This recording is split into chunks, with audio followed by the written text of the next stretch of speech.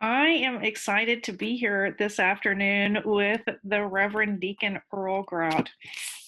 Everybody knows Earl, I think, across the entire country and certainly at St. Mark's, because Earl is the one who greets all of us and finds ways to help us find place at St. Mark's. And so Earl said that he would love to spend some time this afternoon talking with us about what he does at St. Mark's, and when he's not at St. Mark's, how he is keeping himself busy.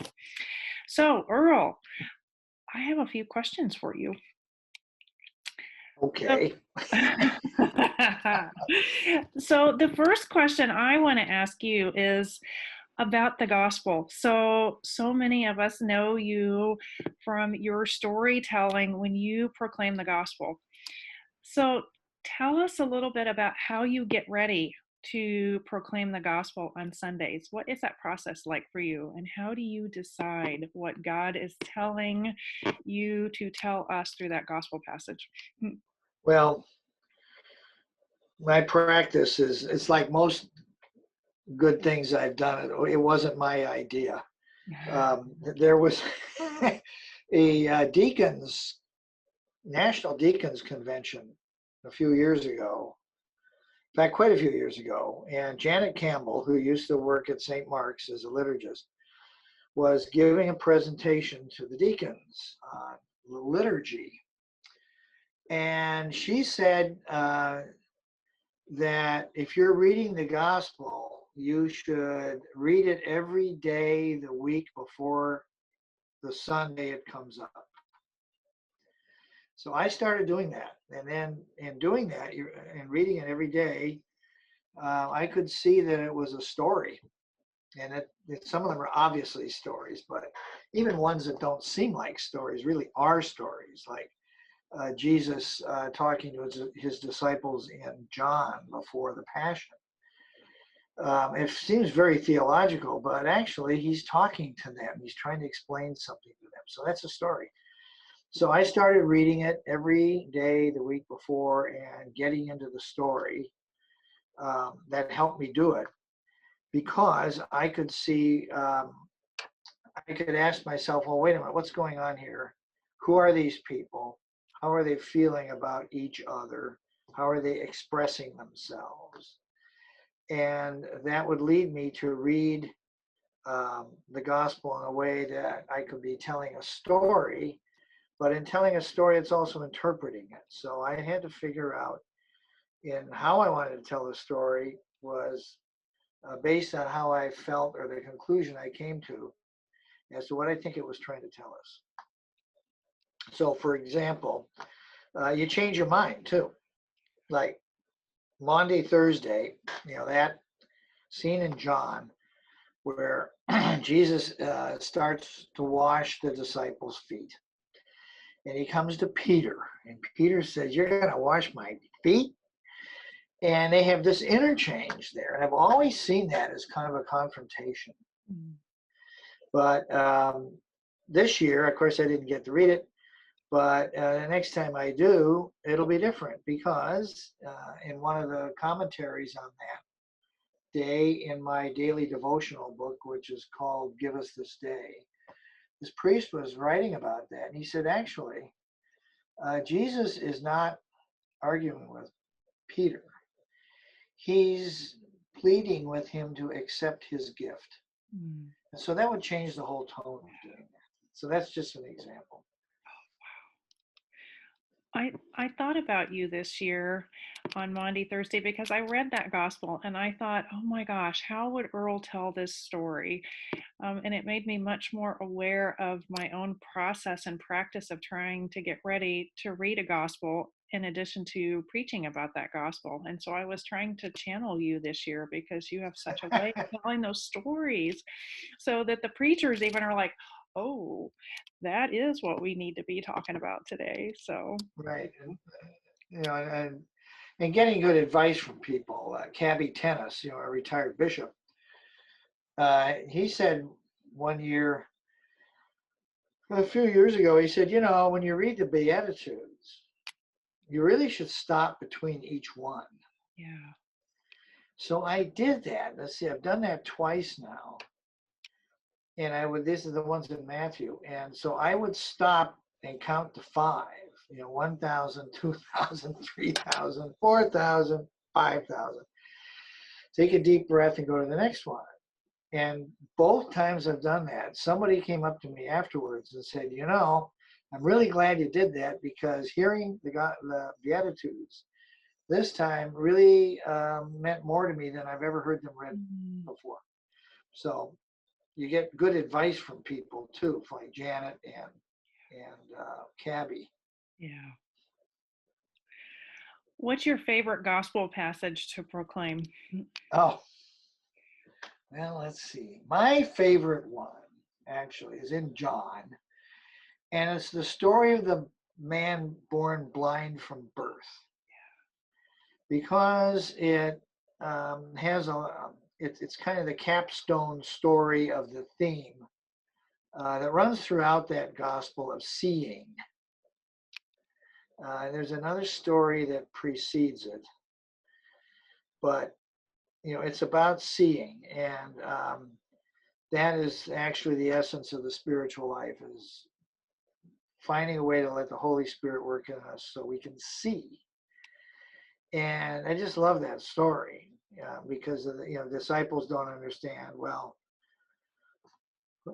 who sinned? This guy or his parents said he was born blind? And he says, nobody sinned, And so what they're doing, Jesus is doing, he's pushing away that old way of looking at things, which actually was done earlier by Jeremiah, who said, you're not going to do this anymore of making children responsible for their parents' sins. And then the interaction with the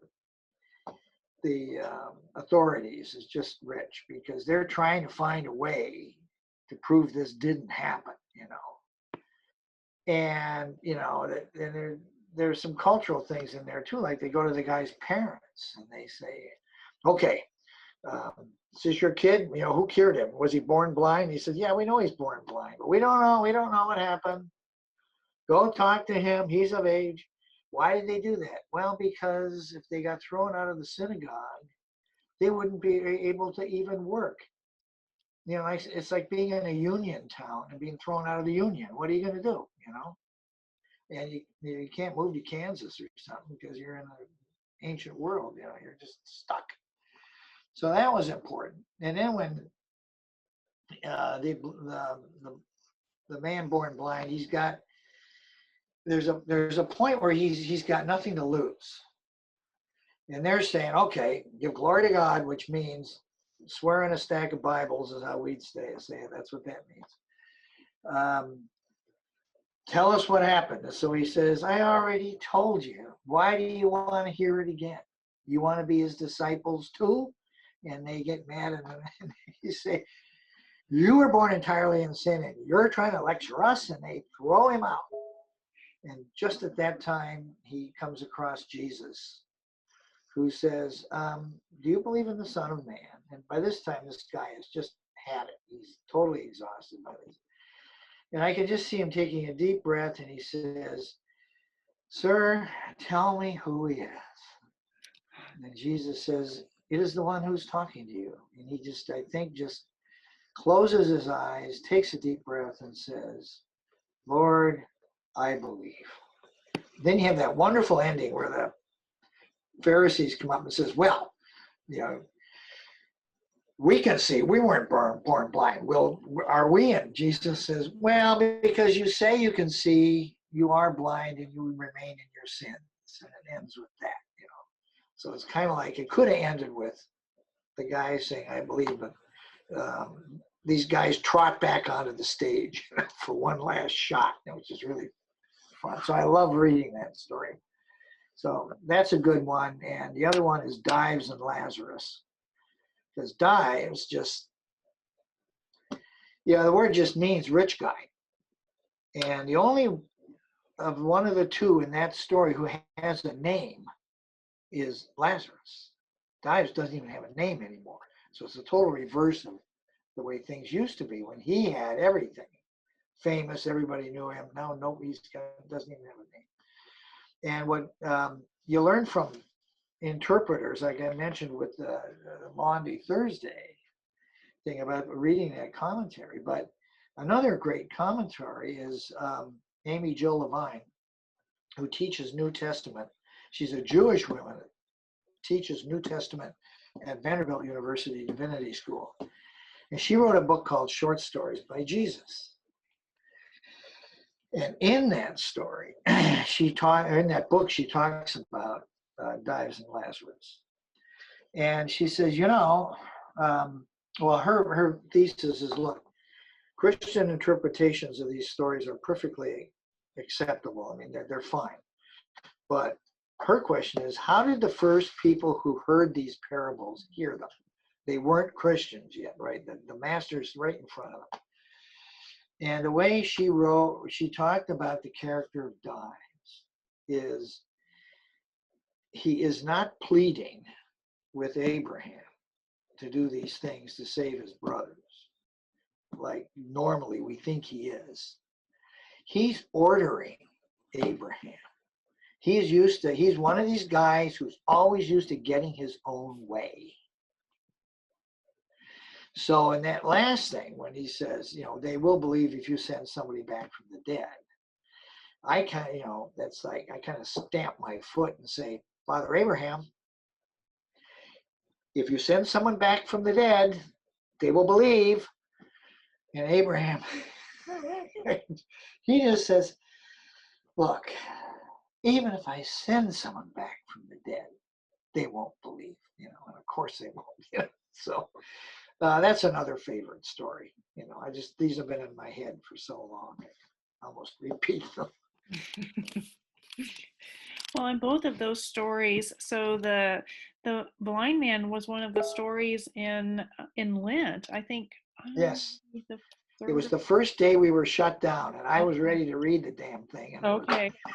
Oh, and I think the bishop ended up reading it. I think he preached that day. So. Yeah, he did. Yeah, he did okay. And then Nancy talked about the Dives and Lazarus. I think the second Sunday of Easter, she brought that into her sermon. So that's so fascinating that those are two of the stories that are your favorites, because we've had them. We've either heard them or they've been referenced in the last month in preaching. So yeah, they're really central stories. I think Dives is in Luke. Yes, and I think we heard that in the summer last year, I think. Yeah. So there are just many. The last story in John of Jesus appearing on the beach when these guys are fishing. Mm-hmm. I just love that thing. Where they call out and say, Jesus calls out and says, have you caught any fish, children? And he's kind of teasing them, the way I look at it. Peter is angry. He says, no. It's like, who are you? Get out of here. What are you bothering us for? He says, throw the net on the other side. Yeah. You can see him shouting out into the lake, so on and so forth. So, that's a really good story too. So if you were going to encourage the kids at St. Mark's to tell stories the way that you do, what is a piece of advice that you would give the kids? Oh, the kids? Mm-hmm. Well, first of all, I would say prepare, which is what we just talked about. Mm-hmm. I mean, it's like, so you really need to go know the story, read it, digest it, live with it, so that you can put yourself into it as a participant in a way. I mean, as all the participants. I mean, you're basically impersonating all of them when you tell the story, and you can't do that if you don't prepare. That's one thing. Mm-hmm. And another one, I guess, this is different than Piccolo is biting my sweater. We'll have to show everybody. You just see his head, his ears right there. Anyway, Pico, there he goes. Hailing. Anyway. Pico's telling a story right now. Yeah, telling a story right now. So first of all, prepare so you can actually participate, be the people in the story, and have an interpretation of what it is. That comes with preparation too. The other point is probably not, in just telling a story, but it is important for me in reading the gospel, which for just generally telling a story may not be the point. But one of the things about that is this is something I taught myself actually, is do not look at anyone while you're doing this. Look at the text only. And that way you can stay in the story. You don't get distracted by somebody grinning, or whatever. And you don't do something embarrassing like look at somebody just as you're saying something like, "You brood of vipers, who told you to come out here?" The guy said, "Who, me? I didn't do anything." So it avoids that distraction or embarrassment. But the point is, you can't focusing. I guess this is a point. If you're going to tell a story, focus on the story, not on the audience or who's reacting in the audience to what you're doing. And if you can do that, whether you're reading the gospel or not, then you'll be able to stay in the story that you have prepared with your interpretation of how the characters interact with each other. So, don't engage with the audience while you're telling your story. That'd be, I think, a second thing. And another one is speak slowly enough so that you can enunciate clearly and people can follow you. If you go too fast, it's like they miss something. So you got to go slow enough that people can hear it, but not, too slow, too fast. In other words, find a good pace that will allow people to hear what you're saying. And another one is know when to use pauses. We talked about that with the Beatitudes, but know when to pause. There are times in every story where you should just wait a beat or two before you go on to let what happened sink in. And it's sort of like in the story of the man born blind from birth, in that final argument with the Pharisees, where he says, well, it's a quick argument, do you want to become his followers too? And then they ball him out and they throw him out of the synagogue. And at that point where they threw him out, that's where you want to pause for not too long, maybe 3 seconds. And then he meets Jesus. But if you just jump from one to the other, you lose the change in mood gets lost. So one of the reasons for using pauses judiciously is, Piccolo, there's his tail, is that you allow the emotions to move and to shift. Otherwise, it just gets scrambled together. So any story you're telling has emotions in it, and you have to pace yourself so that the emotions are communicated without getting swallowed up by what is coming or what just went before. I love those. The comment that you made about not looking at people strikes me as a really important one too. And for the kids who are in godly play, or for anybody who's participated or told stories in godly play, that particular comment will resonate with everybody, because that's one of the things that in godly play storytellers are encouraged strongly to do, is to just look at the story. So when they're moving all of the pieces around, they just focus totally on whatever the story is. And I remember the first time that I saw it done, I thought, this is going to be really odd.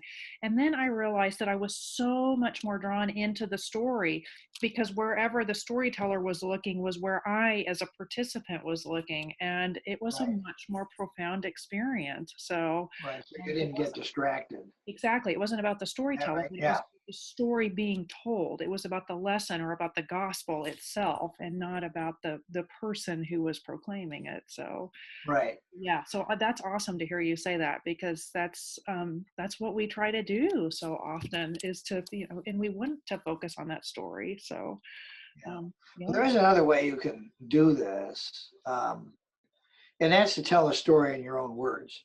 So every time we tell a joke, we kind of do that. But there was a thing you and I worked on this. It was last summer. where I was drafted in as a storyteller. Oh, for Eat, Play, Or Love. Yes. what was it? Eat, Play, Love. It was Yeah, eat. it was our all cathedral evening vacation Bible school. Vacation Right, Bible school that wasn't vacation Bible school because it was super awesome. right. And I was supposed to tell this story in acts. Well, and they said don't read it. Okay. So I just went over that thing. This is preparation again. I went over it and over it and over it and over it and over it, telling it to myself until I could do it with very few notes. Something I could look at. And there were a couple of lines here and there that were quoted pretty exactly, but the rest of it I just told it. And now my dog is making all of this noise. I don't know. Piccolo isn't saying anything. Well, This is part of what happens with we're improvising. This is what we're right. doing. We have, well, just remember the kids should, one of the things they should remember has nothing to do with storytelling, but the best friends have 4 feet. Oh, yes. So Piccolo here, is part of all of this. Here he is, head scratch. Yeah. And, and your dog is too. That's right. All right, I'm going to ask you one more question, and then that's it. So my question for you is: so you are not at St. Mark's right now, and we miss seeing you a lot. So what are you doing with all of that time? Well, I got about 15 hours a week that was given back to me because all of my ministries are suspended. So I can't go to the cathedral. So that's one. That's 5 hours on Sunday. And then the other ones that I do, if you add them up, come to about 10 hours a week. One is, of course, emailing newcomers. Well, if we're not open, it's hard to find them. The mission to seafarers.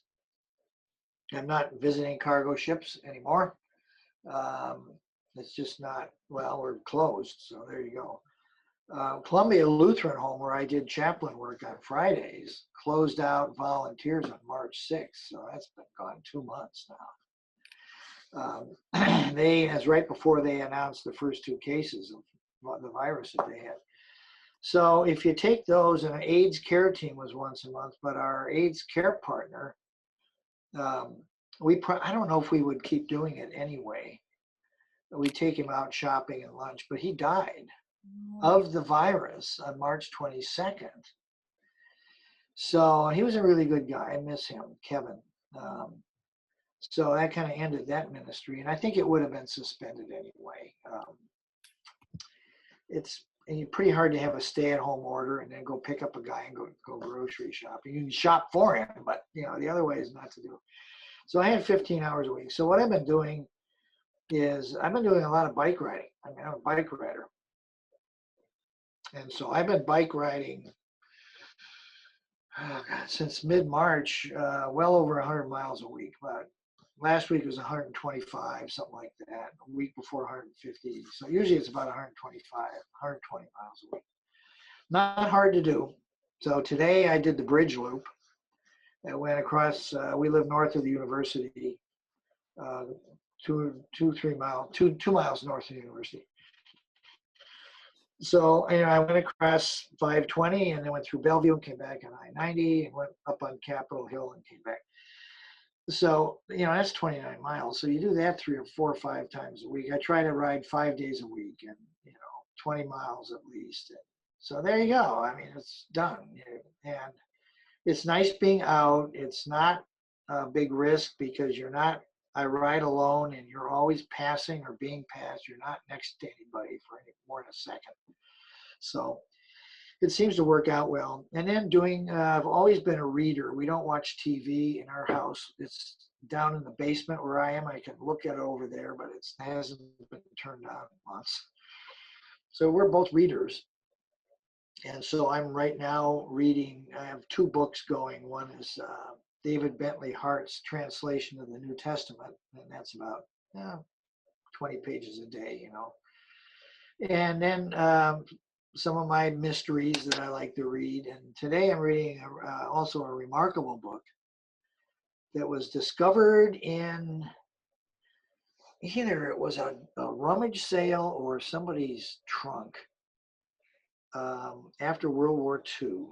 After, actually, not well, in the 1990s, I think, or just even recently this year, last 20 years. And it's called A Bookshop in Berlin. And it was originally written by this woman under another title. And it was just, this French writer who's a prize winner,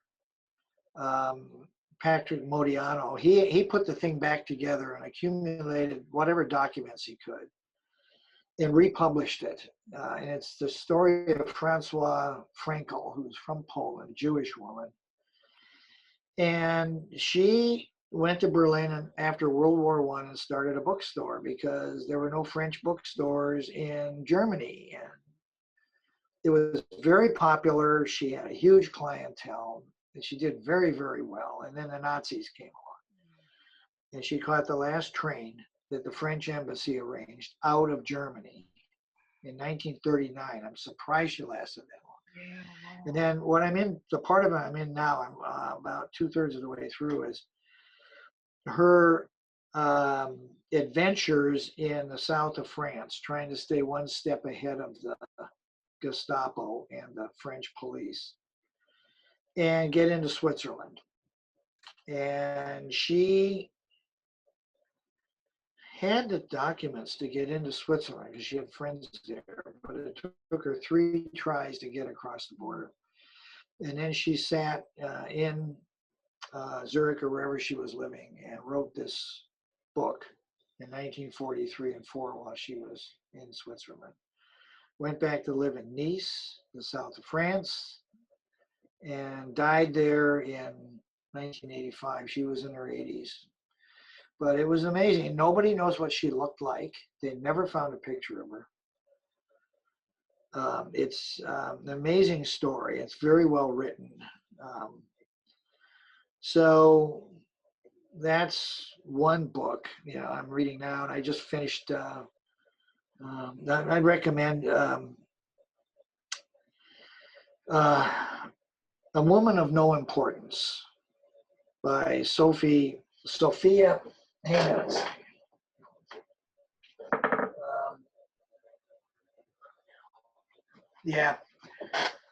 Sonia Purnell, A Woman of No Importance. And it's the story of Virginia Hall, a young woman who spoke 3 languages, Polish, French, and German, could not get a job as a professional in the State Department. They made her work as a secretary.